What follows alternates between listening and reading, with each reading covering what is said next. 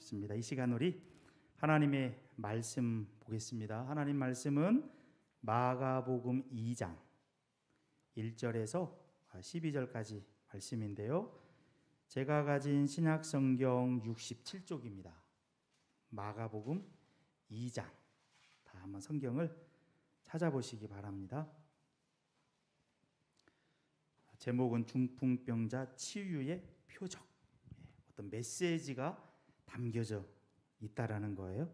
염두에 두면서 다 찾으셨으면 우리 1절부터 천천히 하나님 말씀 읽도록 하겠습니다. 수일 후에 예수께서 다시 가버나움에 들어가시니 집에 계시다는 소문이 들린지라 많은 사람이 모여서 문 앞까지도 들어설 자리가 없게 되었는데 예수께서 그들에게 도를 말씀하시더니 사람들이 한 중풍병자를 4사람에게 메워 가지고 예수께로 올세 무리들 때문에 예수께 데려갈 수 없으므로 그 계신 곳에 지붕을 뜯어 구멍을 내고 중풍병자가 누운 상을 달아내리니 예수께서 그들의 믿음을 보시고 중풍병자에게 이르시되 작은 자야 내 죄 사함을 받았느니라 하시니 어떤 서기관들이 거기 앉아서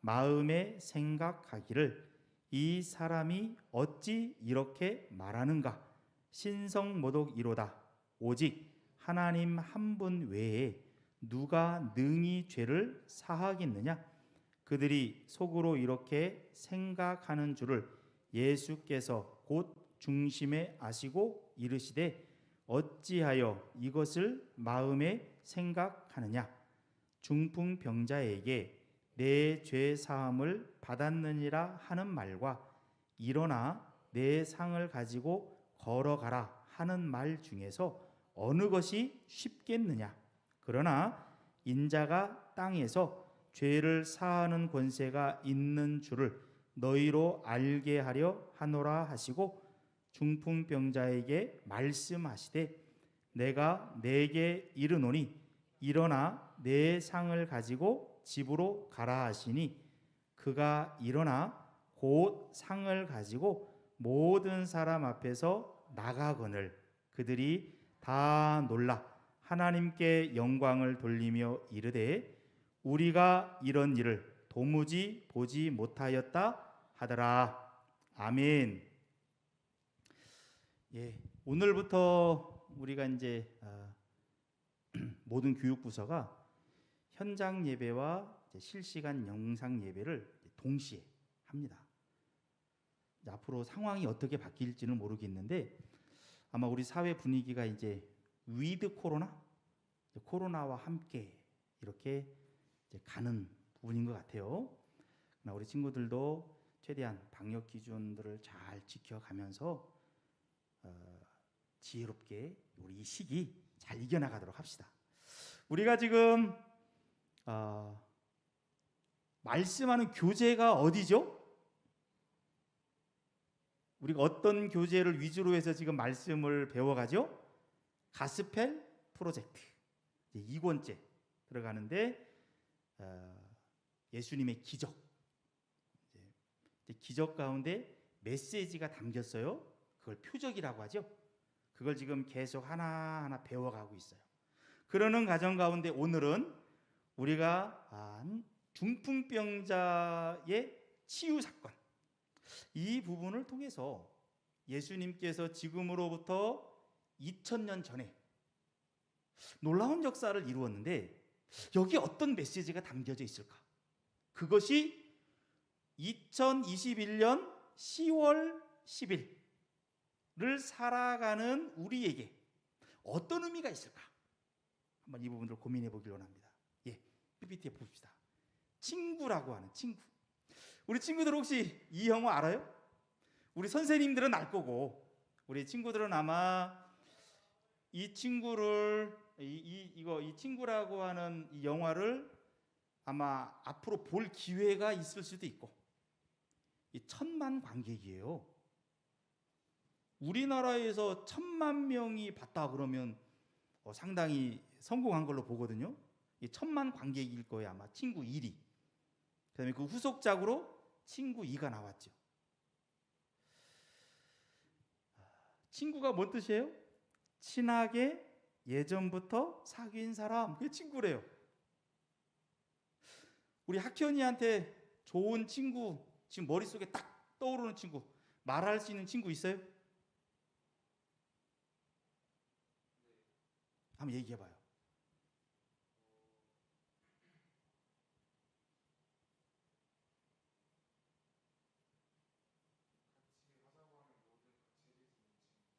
그러니까 이름이 혹시 얘기할 수 있어요? 딱 이름이 나올 수 있어요?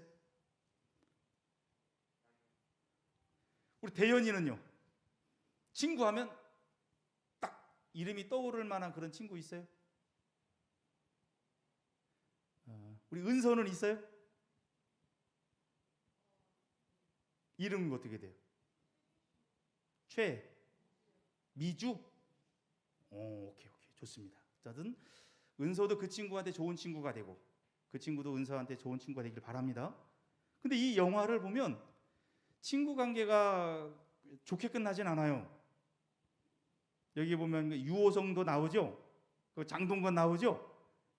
결국은 한 친구가 다른 친구를 죽이는 사건이에요. 그러면서 아픔이 좀 있는데, 친구 2는 그 다음 이야기를, 그 죽인 친구의 아들과의 관계 속에서 펼쳐가는 이야기예요. 그래서 한때 이 영화를 통해서 우리 사이에 친구라고 하는 부분들에 대해서 이러저러한 생각을 하게 했던 그런 영화예요. 자, 왜 이 언급을 할까 염두에 두면서 우리 그 다음 PPT 볼까요? 우리 친구들 학교에서 배웠죠. 오성과 한음이라고. 지금도 이 교과서에 언급이 나오나요? 목사님이 학교 다닐 때만 해도 오성과 한음은 초등학교 때부터 언급이 됐던 사람이에요. 이분들은 이제 우리 친구들 역사 공부 요즘 하지요. 조선 선조 때, 임진왜란이 조선 선조 때 일어나거든요. 이제 그때 그 후에 그때와 연결되어진 한편의 사람일 때 그 시대 사람이 선조라는 임금의 통치 아래 있을 때 아주 좋은 친구 관계 하면 오성과 한음, 이 이야기를 학교에서도 많이 배워요. 좋은 친구 관계 이미지로. 자, 이제 그 다음 PPT 볼까요? 이것은 이제 최근에 이제 우리 친구들 중학교, 고등학교 사진 한번 실어봤어요. 좋은 친구 데이. 학교에서 어떤 학교가 이런 프로그램이 있나 봐요. 우리 친구들도 학교에 가서 다른 사람들과 좋은 친구를 많이 만났으면 좋겠어요. 그리고 그 친구에게도 너 친구 누구야? 내 친구요? 김예인이에요. 내 친구요? 이소유예요. 내 친구? 김진리예요. 고민하지 않고 나올 수 있는 누군가에게 좋은 친구가 돼주기를 바랍니다. 자, 그 다음 화면이에요. 자, 오늘 이제 본문 속으로 들어갑시다. 왜 친구 관계를 언급을 했는지. 오늘 말씀해 보면 이 화면에, PTP 화면에 이제 베드로의 집이라는 게 나오고 가버나움 회당이라는 게 나와요. 갈릴리 호수 근처에 있는 곳인데 2장 1절에 보면 며칠이 지나서 예수님께서 다시 가버나움이라고 하는 마을로 들어가요. 예전에 우리 친구들한테 가버나움이라는 영화를 한번 소개한 적 있어요. 시리아 난민들 언급하면서 가버나움의 뜻이 위로의 집이라는 뜻이에요. 예수님이 이곳에서 많은 일들을 했거든요. 기적, 표적을 많이 일으켰던 지역 가운데 하나가 가버나움이라는 곳이에요. 예수님이 가버나움에서 어떤 일을 했다가 그 지역을 벗어났다가 다시 가버나움으로 들어갔을 때 이야기를 오늘 하나 들려줍니다. 예, 베드로의 집이라는 PPT 한번 볼까요? 예수님께서 그 베드로의 장모, 베드로가 결혼했거든요. 그러니까 아내의 어머니의 집이 또 베드로의 집이 가버나움이에요. 가버나움에서 베드로의 장모가 화병에 걸려서 화병에 열이 올랐다 내렸다 올랐다 내렸다 그런 병에 고생을 하고 있었거든요. 이 그림에 나오죠. 그때 예수님께서 베드로의 장모를 고친 사건이 있었어요. 이게 바로 가버나움에 있는 베드로의 집에서 있었던 사건이거든요. 이 사건 후에 예수님께서 가버나움을 잠시 떠나갔다가 다시 가버나움에 들어왔을 때입니다.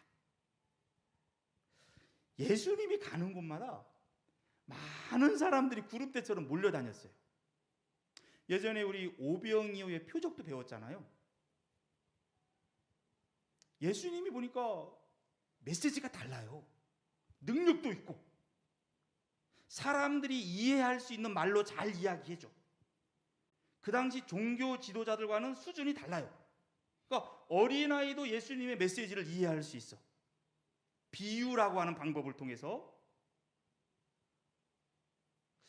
그러니까 많은 사람들이 예수님에게 몰려 있는데 다시 가버나움에 갔을 때도 구름대와 같은 많은 사람이 어느 한 집으로 몰렸어.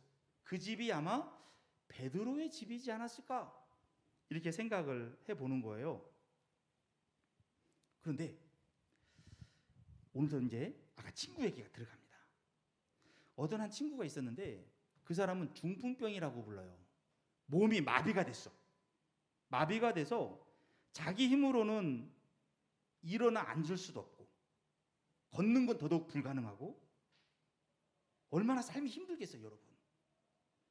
우리 친구들 화장실만 네 발로 내가 걸어서 화장실에 갔다 오고 갈 수 있는 자유로움이 있다는 것도 굉장히 복입니다.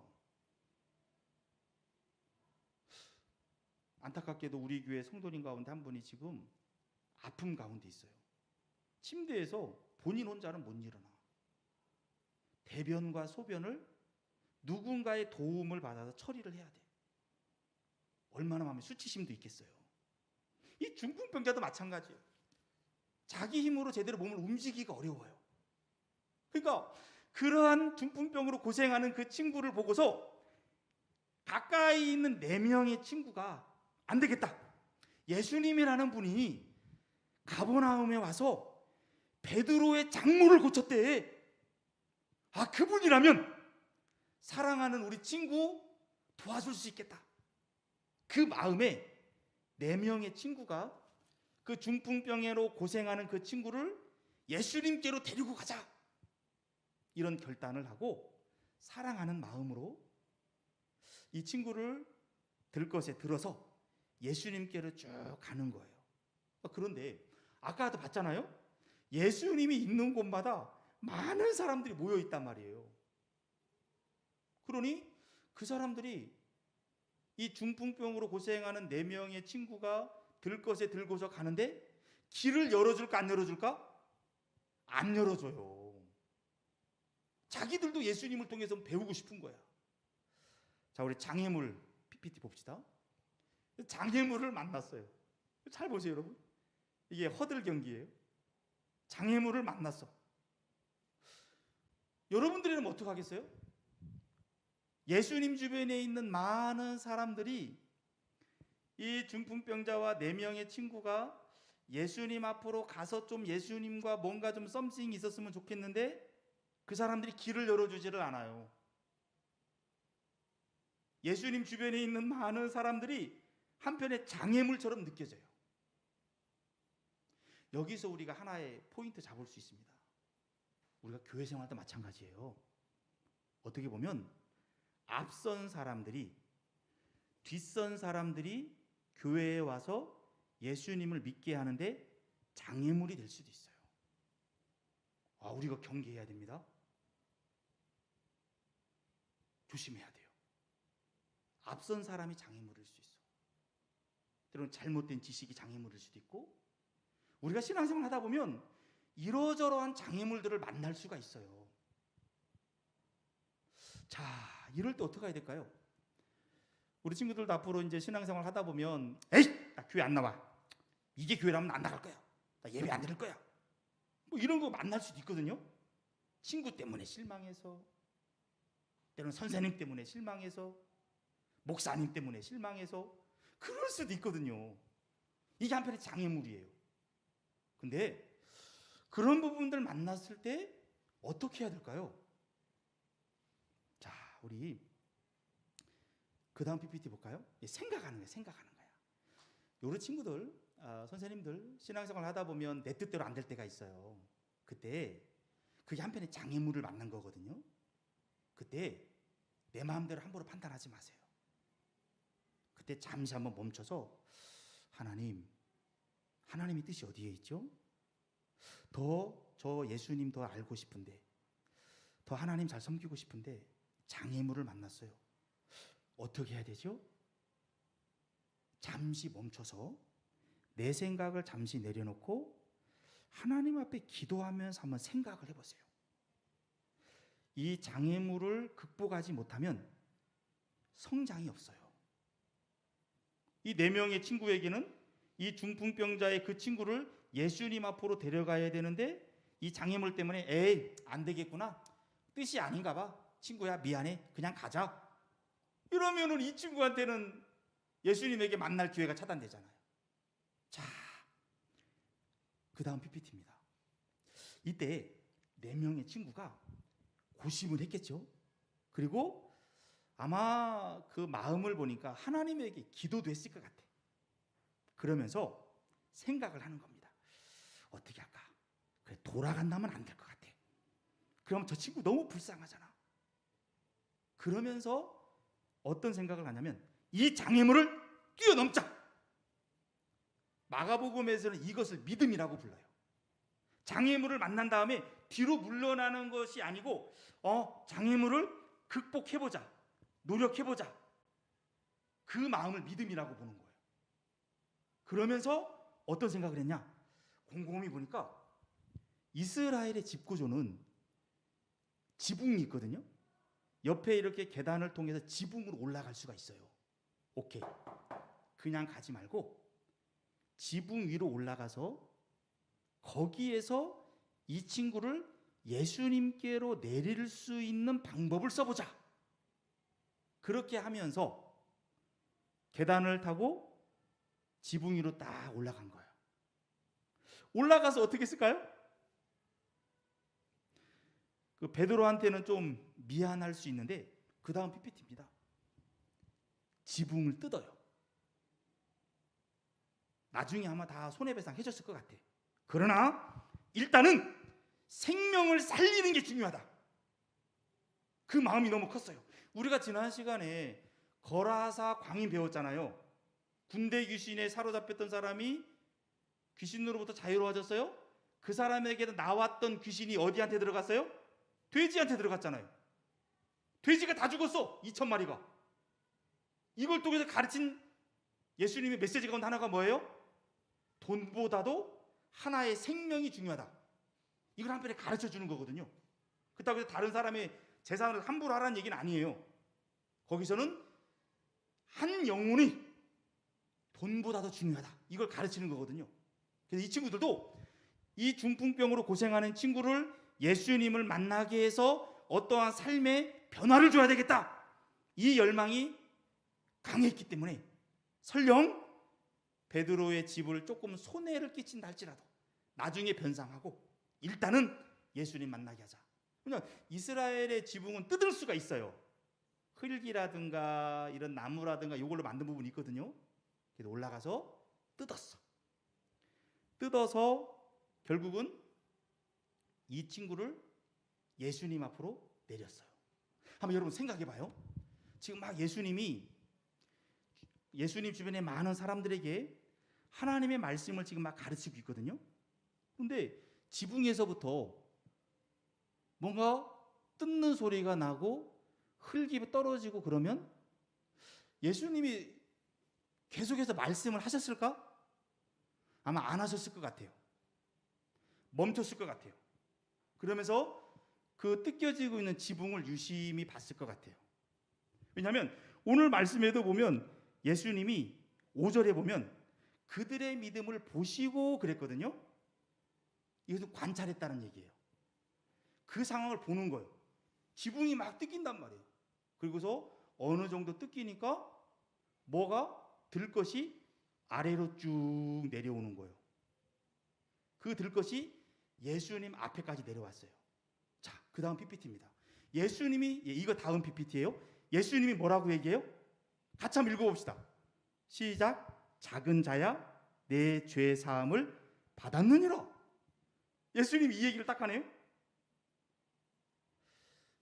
왜 갑자기 이 얘기를 했을까요? 이게 메시지예요. 왜 갑자기 이 사람을 처음 예수님이 봤을 텐데 내 죄 사함을 받았느니라? 이 말을 딱 했을까요? 자, 이 말을 딱 하니까 그 다음 PPT입니다. 사람들이 웅성웅성 하는 거예요. 특히 예수님이 가는 곳마다 종교 지도자들, 특히 바리새인들, 서기관들, 이런 사람들은 예수님 뒤를 막 따라다녔거든요. 예수님이 말 실수하면 꼬투리 잡으려고 수첩을 들고 다니면서 아마 예수님이 이야기할 때 그 앞자리에 앉았을 거예요. 그리고 예수님이 뭐 틀리나 예수님을 걸고 넘어지려고. 그렇게 사람들이 항상 있었거든요. 지금 이 자리도 있었어. 그런 사람들이 뭐라고 하냐? 속으로 얘기하겠죠. 신성모독이로다. 하나님을 대적한다는 얘기예요. 어찌 이런 말을 하지? 하나님 한 분 외에 누가 죄를 사할 수 있단 말인가? 저 사람이 사람인 주제에 어찌 자기가 죄를 사한다고 그래? 어허, 어떻게 이런 일을? 저 사람 저 이번에 걸고 넘어져야 되겠다. 다 이런 생각을 했겠죠. 근데 예수님은 하나님이에요. 사람들과 대화하지 않고도 상대방의 마음을 정확하게 읽을 수 있는 분이에요. 그러자 예수님께서 이야기합니다. 두 가지를 이야기해요. 그 다음 PPT입니다. 내 죄 사함을 받았느니라 하는 말과 내 상, 그 4명의 친구에 의해서 중풍병자가 실려왔잖아요. 그 상을 말하는 거예요. 이 상을 가지고 걸어가라. 두 가지 가운데 어느 것이 쉽겠느냐? 우여기한테는 이 두 가지 질문했어요. 예수님이 내 죄 사함을 받았느니라 이 말하고 내 상을 들고 가라. 두 가지 가운데 예수님한테는 어떤 게 더 쉬울까요? 네. 어떤 게 위험 부담이 덜할까요? 또 이렇게 질문을 바꿔봅시다. 두 번째가 뭐였죠? 내 상을 가지고 걸어가라. 이게 더 쉬운 거예요? 아니, 우리 생각을 질문을 묻는 거예요. 어떤 게 더 위험 부담이 덜할까?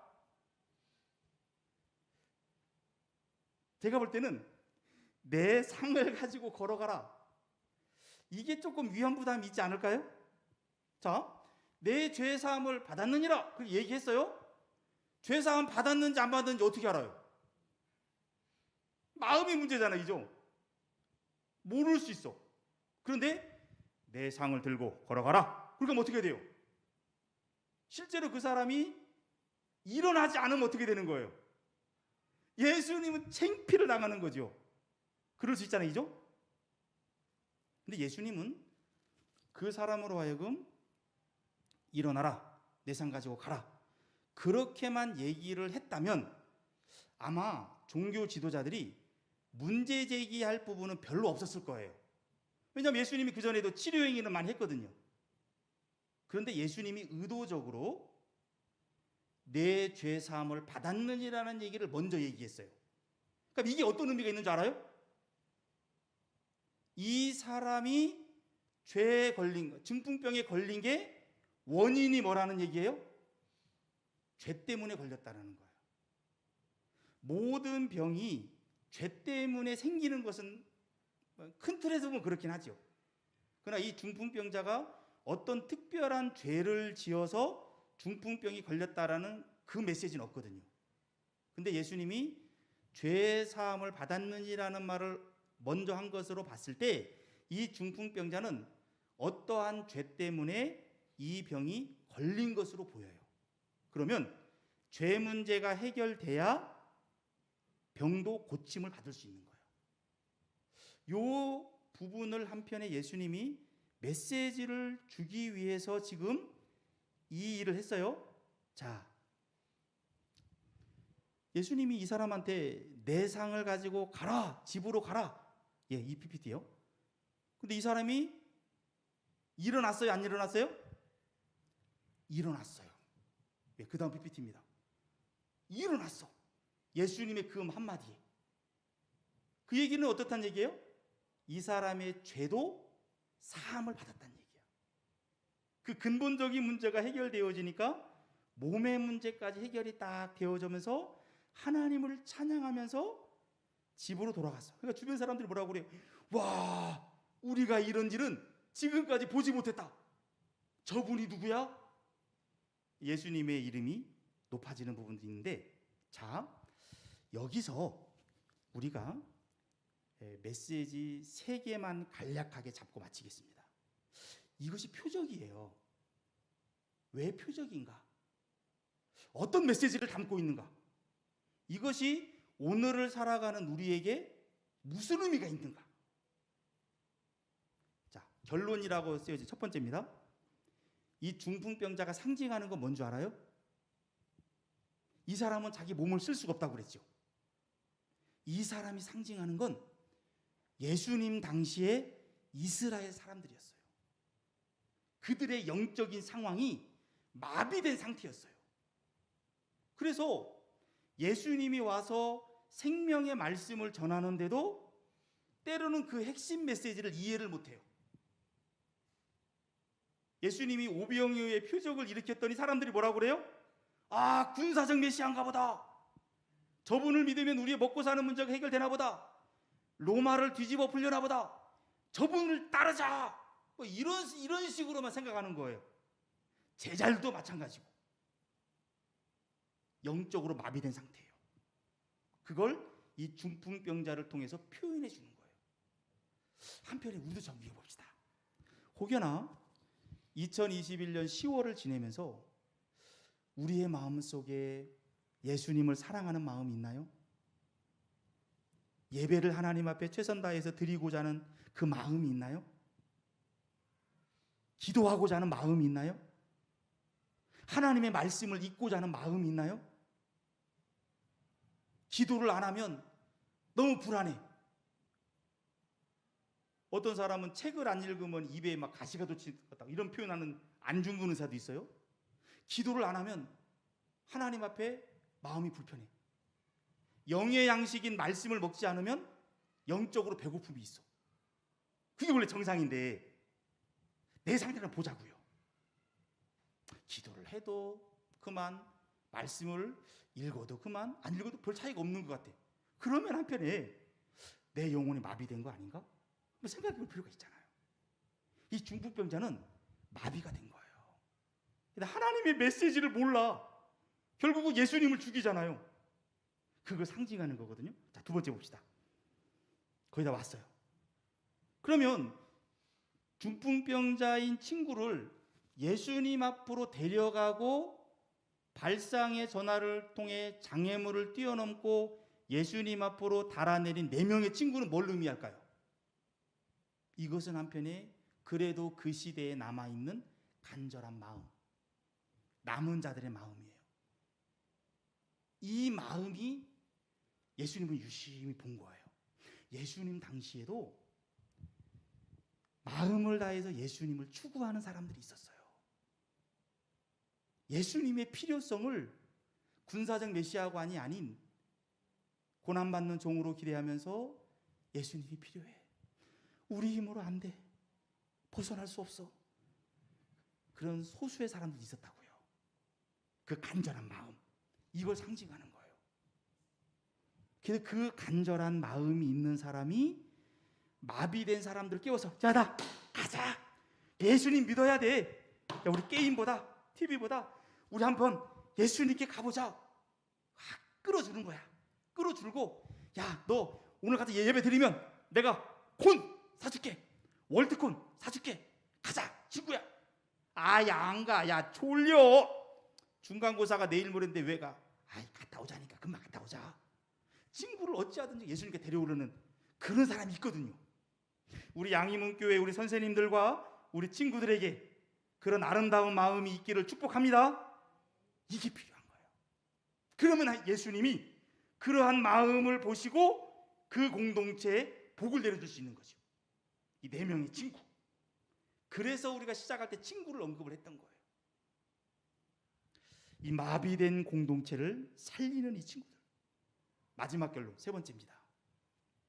여기서 예수님이 중풍병자를 치유하면서 단순히 몸만 고치지 않고 내 죄사함을 받았느니라 이렇게 얘기한 건 뭐냐? 예수님이 앞으로 우리의 모든 죄를 없앨 거라고 하는 부분을 표적으로 보여준 거예요. 마비된 상태를 푸는 건 예수님이 푼다라는 거예요. 이걸 보여주는 겁니다. 오늘 말씀은 여기서 마무리를 짓습니다. 우리 반주 좀 부탁드릴까요? 우리 3가지 메시지 잡았어요. 중풍병자는 마비된 이스라엘의 상태, 혹여나 우리의 상태는 어떤지 한번 점검해 봅시다. 4명의 친구의 간절한 마음, 그게 결국은 사람을 살리는 거예요. 우리 공동체에 이 마음이 있게 도와주세요. 그리고 죄를 사하고 치유하는 것은 예수님입니다. 결국은 우리가 예수님 만나야 돼요. 이 예수님 만날 수 있는 우리가 되고, 또 우리 양희문교회 중고등부가 예수님을 만나게 하는데 복의 통로로 쓰임받을 수 있도록 도와주세요. 우리 선생님들 써주세요. 우리 아이들 써주세요. 이러한 마음으로 함께 또 플러스해서 한 1, 2분 정도 우리 속으로 기도해도 좋습니다. 작은 소리로 기도해도 좋습니다. 우리 잠시 적용하면서 기도합시다. 참 좋으신 하나님, 오늘 중풍병자를 치유하신 예수님의 표적 배웠습니다. 중풍병자는 마비된 이스라엘의 영적인 상황이라고 우리가 봤습니다. 살아계신 하나님, 예수님 당시에도 예수님의 마음을 이해한 사람이 몇 사람이나 됐을까요? 또한 우리 선생님들, 우리 친구들의 마음은 어떤지 다시 한번 이 말씀 앞에 내 자신도 비추어 보기를 원합니다. 혹여나 우리 가운데 마비된 마음은 없습니까? 말씀에 대해서 마비되진 않았습니까? 기도에 대해서 마비되진 않았습니까?